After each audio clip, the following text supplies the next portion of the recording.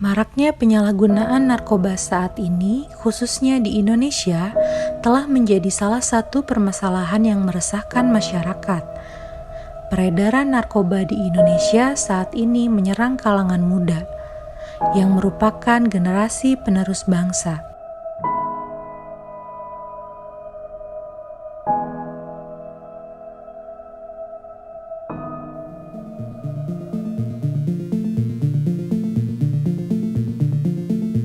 Bahaya penyalahgunaan narkoba sangat serius. Sekitar 50 orang meninggal setiap hari karena narkoba. Narkoba bermula dari masa 2000 sebelum Masehi. Namun untuk tujuan apa narkoba dibuat?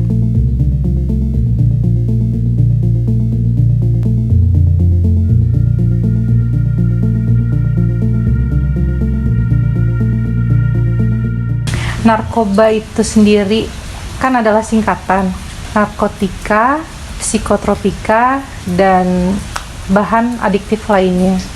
Sebenarnya narkotika itu sudah ditemukan lama sekali, bahkan ribuan tahun sebelum Masehi. Bangsa pertama yang menggunakan narkotika itu adalah bangsa Sumeria. Mereka menggunakan psikotropika itu mulai dari 2000 tahun sebelum Masehi. Narkotika ini yang dipakai oleh bangsa Sumeria itu adalah sari bunga dari tanaman opium yang kemudian nanti sering kita sebut sebagai candu. Di India ataupun Persia, candu sendiri ini diperkenalkan oleh Raja Makedonia Alexander the Great. Makedonia atau Makedon adalah kerajaan kuno yang berdiri di pinggiran Yunani pada masa Arkais dan Klasik.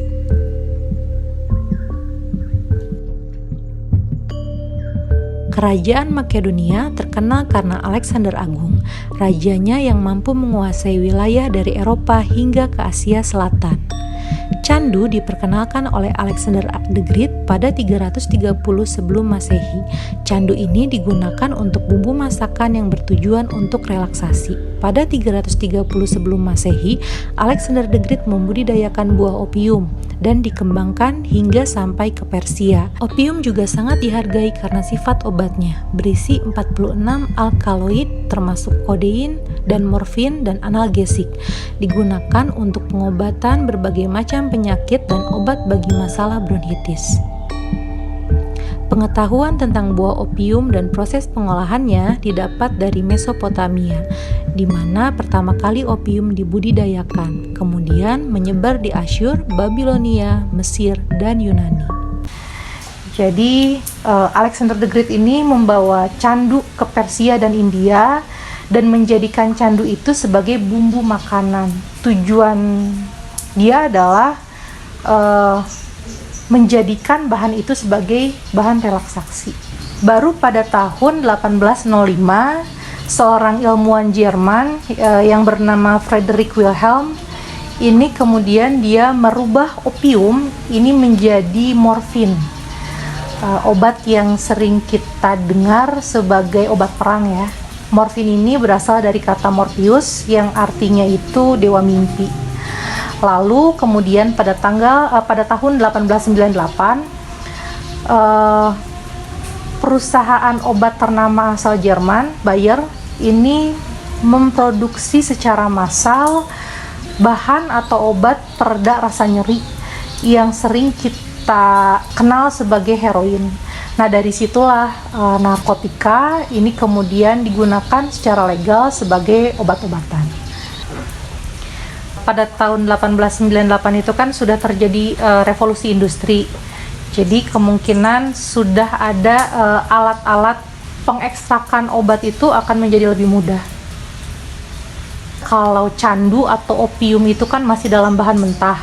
Kalau heroin ini sudah berbentuk seperti obat, bahan jadi. Narkotika sendiri mulai masuk ke Indonesia itu pada masa pemerintahan Hindia Belanda atau pada masa kolonial. Narkotika pada waktu itu banyak sekali dipakai oleh orang-orang Cina atau pendatang dari Cina. Jenis narkotika yang mereka pakai ini narkotika yang dihisap seperti opium ya, candunya itu seperti itu.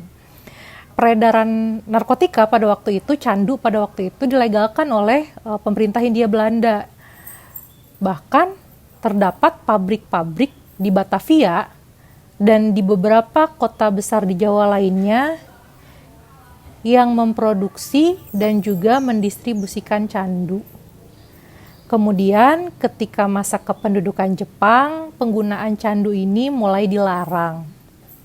Nanti ketika Indonesia merdeka, itu penggunaan candu itu atau penggunaan narkotika itu akan diatur dalam undang-undang yang mengatur tentang produksi, penggunaan, dan juga pendistribusian obat-obatan terlarang dan juga berbahaya.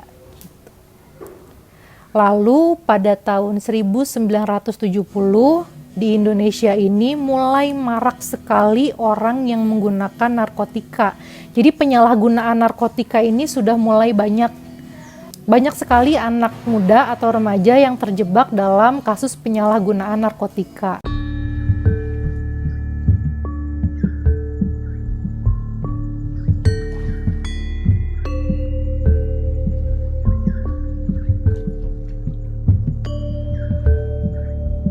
Lalu setahun setelah itu pada tahun 1971 pemerintah Republik Indonesia ini membuat Bakolak Impres nomor 6 tahun 71 yang mengatur tentang hal-hal yang mengancam kedaulatan Indonesia seperti penyalahgunaan obat-obatan terlarang, kemudian penyelundupan dan juga kenakalan remaja lainnya. Dan sampai sekarang undang-undang tentang narkotika ini masih ada dan mengatur tentang berbagai macam hal tentang narkotika seperti penyelundupan dan juga yang lainnya. Sebenarnya kalau saya lihat ini penggunaan narkotika dari masa ke masa ini terus berubah ya. Jadi ada masa zamannya. Kalau sekarang tidak hanya candu, tidak hanya opium yang digunakan. Tapi dari zaman ke zaman ini berbeda. Seperti kalau dulu kita tahu penyebab HIV itu kan menggunakan narkoba jenis jarum suntik. Kalau sekarang mungkin beda, bisa menggunakan sabu ya, yang trennya sekarang. Dan berkembang di anak remaja sekarang tidak hanya sabu, tapi jenis psikotropika lainnya seperti obat-obatan, bahkan obat-obat warung pun disalahgunakan seperti obat batuk, obat tidur, dan juga yang lainnya. Dan sekarang mungkin banyak narkotika jenis baru yang diproduksi gitu, yang mengancam pergaulan anak-anak remaja pada masa saat ini.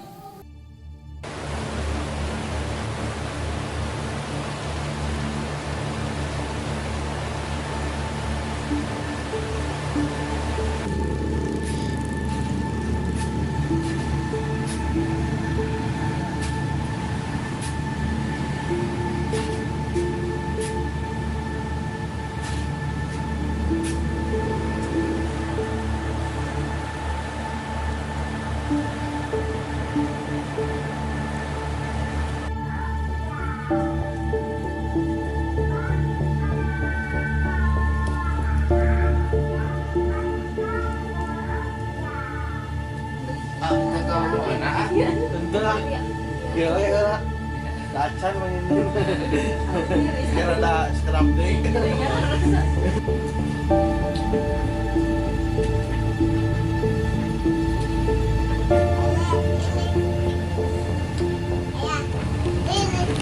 Awiki masih mengkonsumsi narkoba? Alhamdulillah sekarang sudah enggak. Sudah berhenti? Sudah berhenti. Apa yang membuat Awiki tergerak untuk menggunakan narkoba? Satu, karena broken home, keluarga, masalah rumah tangga juga bisa, lingkungan dari sekitar ada. Kalau melihat dari latar belakang Awiki, terutamanya keluarga dan lingkungan, kalau boleh tahu secara spesifiknya lingkungan seperti apa? Lingkungan yang ya bisa dinilai ke posisi negatif juga bisa, hal-hal yang kriminal, pertama kriminal, dan keluarga juga bisa karena perceraian orang tua. Orang tua. Kriminal yang membuat Awiki menjadi nekat, lingkungan seperti apa kriminalnya? Seperti membacok orang, Bocok orang. masuk penjara pernah. Masuk penjara pernah? Ya, pernah. Kasus apa Awiki dulu? Kasus 351 351. Ya. Udah berapa lama Awiki mengenal narkoba? dari SMP lah, dari Dari SMP. SMP kelas 1 sampai nikah, sekitar ada 10 tahunan. 10 tahunan. Gimana cara mendapatkan narkoba tersebut? Jenis apa? Sabu, Sabu. obat, ganja juga ada. Ganja. Kalau mendapatkan sih gampang, dari teman dari dalam bisa, dari lingkungan sekitar juga, karena ya lingkungannya negatif semua. Ketika Awiki tidak menggunakan narkoba, ada nggak efek ke badan? Wah, ada Ada. seperti panas dingin, bimbang, seperti itulah, kayak ada yang kurang lah gitu.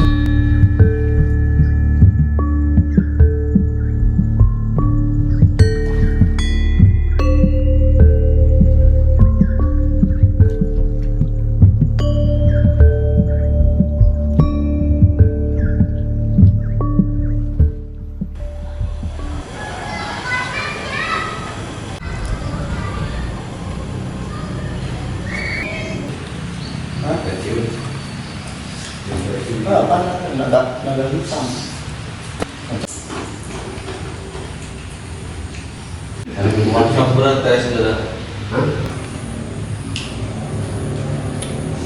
Dari informasi yang saya dapat dari rekan Mas Gemi ini mengkonsumsi narkoba jenis apa?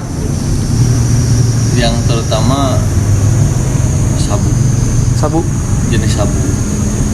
Karena saya terjerumus ke dalam narkotika jenis sabu, yang pasti dari lingkungan. Dari lingkungan. Dari lingkungan. Selain sabu, apakah ada yang Mas Gemi konsumsi lagi? Ada, cuman nggak terlalu. Nggak terlalu. Ya paling ya obat-obat penenang. Mas Gemi ketika menggunakan sabu itu untuk keperluan apa?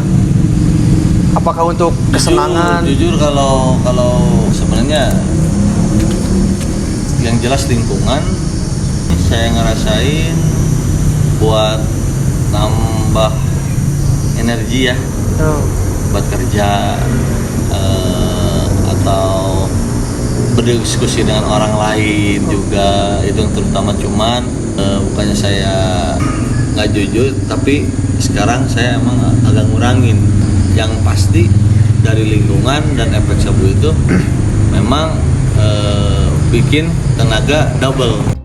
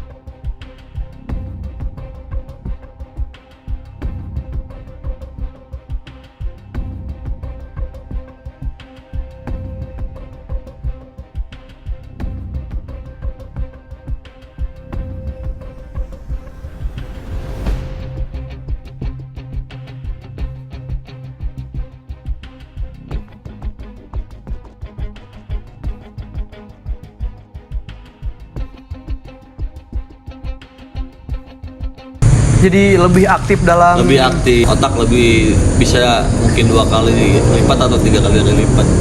dari apa yang tadi disampaikan Mas Gemi.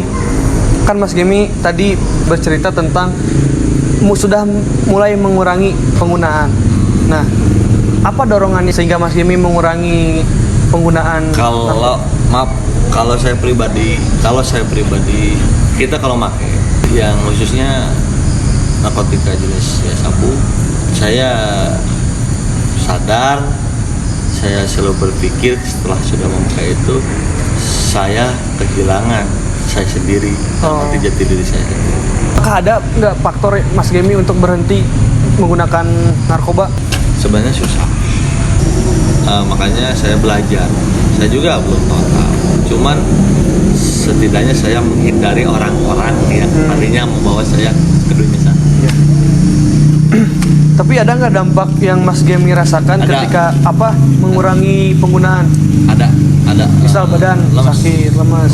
Tulang linu, tulang pada linu, apalagi berpikir bodoh. Nggak mau ngobrol aja sama siapa aja. Oh. Karena ya itu efeknya. Jadi nggak jadi diri kita sendiri. Iya. Nah, cara untuk Mas Gemi sedikit mengurangi rasa-rasa sakit, apa yang Mas Gemi lakuin? Jujur, bukan saya soalim, niat buatin. Kedua, olahraga yang terpenting kita minta sama Allah. Saya pengen ngingetin kalau ya pengen kasih saran lah buat teman-teman ya, yang pastilah kita hidup di lingkungan yang kayak gitu, pasti nggak kuat-kuatnya kita iman, pasti kita terjerumus. Mudah-mudahan iman-iman teman-teman kita yang di luar bisa kuat, karena tetap terasa sama saya, kalau bahasa saya itu kita udah masuk keluar lingkaran setan itu susah keluar. Gitu. Yang jelas yang rugi itu yang satu diri kita sendiri, yang kedua ya jelas keluarga. Mas Gemi kan seorang pengguna narkoba. Saya bisa disebut Pecandu. Nah, hal yang menjadi halangan Mas Gemi ketika berbaur dengan masyarakat, apakah ada halangannya nggak? Minder. Jadi ngerasa orang itu tahu, walaupun dia nggak pernah ngobrol, tapi sugestinya selalu dia tahu. Ketika Mas Gemi menggunakan narkoba, apakah ada dorongan untuk suatu tindakan kriminal? Ada. Kalau kita nggak bisa mengalihkan. Kalau Mas Gemi ini cenderung ke yang mana? Ngabisin uang sendiri aja. Ketika menggunakan. Nah, karena kita bisa dibilang orang nggak tahu diri, kita udah miskin. Beli barang yang mungkin kata orang kita itu kalau dibeliin beras bisa berapa orang yang makan. Mas Gemi termasuk orang yang ketika menggunakan bisa mengontrol diri sendiri untuk ke hal yang tidak kriminal gitu. Ya itu juga nggak selalu begitu, cuman saya belajar karena jelek banget karakternya, jelek banget kalau udah makan.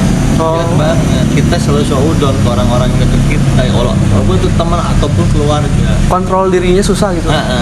Kalau udah bisa kontrol itu ya aman, tapi yang lebih baik lagi ya udah hindari. Tidak menggunakan. Tidak menggunakan. Cuma proses.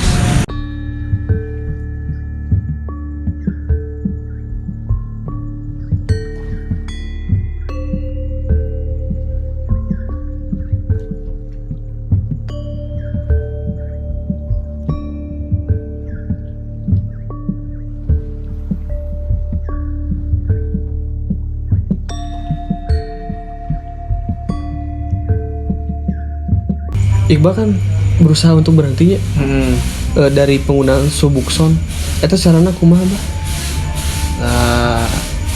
Karena nu kitu mah gengsinya lamun hayang komunikasi ke orang tua teh jadi aya segan gitu. Tapi ada tekad hayang eureun teh pengen berhenti ya. coba we memberanikan diri bicara sama orang tua bahwa sama ieu teh ketergantungan kuno kieu sebabna kieu. Carilah informasi orang tua tuh BNN provinsi konseling. Nah, di asesmen penggunaan berapa kali, terus penggunaan obat apa saja yang pernah tahun berapa. Jujur lah selama 2 tahun asesmen udah selesai, dikasih kesimpulan bahwa harus direhabilitasi ke Lido. Jadwal tes seminggu sudah asesmen di BNN provinsi, berangkatlah langsung ke Bogor, sama orang tua. Pertama ke Bogor, pertama dites urin dulu sama satpam. Tes urin, udah dites urin, asesmen lagi penggunaan berapa lama, terus obat apa aja yang udah digunakan selama ke belakang ini. Terus ada cek darah, cek apa namanya, Check up keseluruhan tubuh ya, kesehatan lah ya. Pokoknya, soalnya itu akan dijadikan untuk nanti ke dokter psikiater. Yang lebih tahu nanti. Oh, Iqbal dikategorikan kemana gitu ini pengobatannya. Udah semuanya asesmen beres, pindah langsung ke detoksifikasi. Udah ke detox, berbaur. Penggunaannya ternyata saya mah beda dari yang lain. Sebenarnya tujuan untuk menggunakan obat-obatan tersebut apa selain kenikmatan? Memang sudah kebiasaannya, pikirannya harus bergantung. Oh, jadi ketika dipakai itu teh otak teh lebih jalan gitu. Lebih jalan. Tapi efek sampingnya ketika nggak menggunakan gimana? Ya itu kalau misalkan jalan sembuhnya nggak dibantu ke yang lebih tahu, kayak saya kan ke direhabilitasi. Mungkin kalau sendiri mah kalau pasang badan istilahnya nggak akan kuat. Setelah Iqbal pulang dari Lido, apa yang didapat itu, ilmu yang didapat, manfaat yang didapat? Rehabilitasi itu kan bukan mengobati tapi memulihkan. Jauh-jauh sebelum merasakan zat-zat yang ya narkotika, kan otak itu fresh, masih segar kan. Nah, kembali lagi gitu. Segar.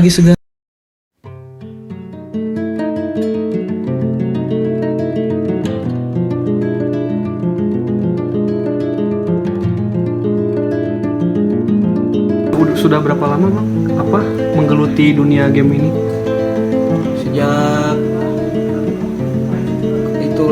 Sejak keluar dari udah diberes di rehab,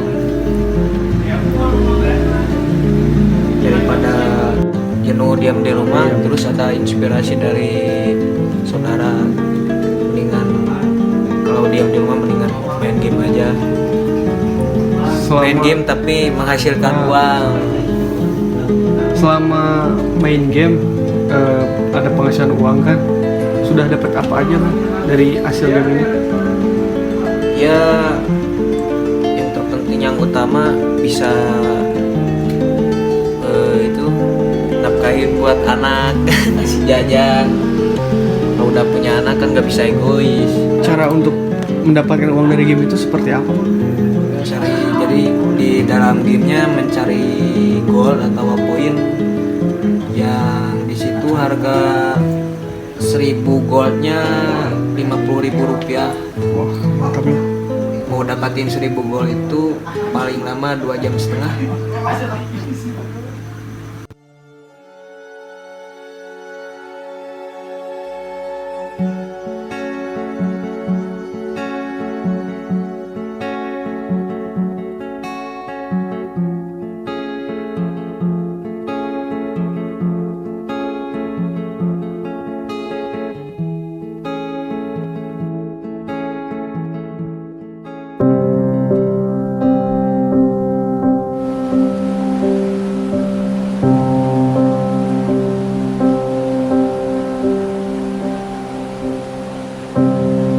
Siapakah kita ini manusia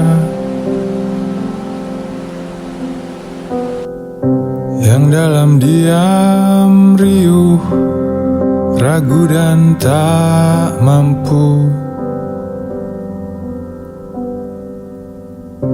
Ada rahasia, tidak rahasia. Ada di sini, ada di situ, diseret-seret waktu. Kita berjalan saja, masih terus berjalan, meskipun kita tak tahu berapa jauh jalan ini nanti. Dan kita tak juga rela tunduk pada jarak.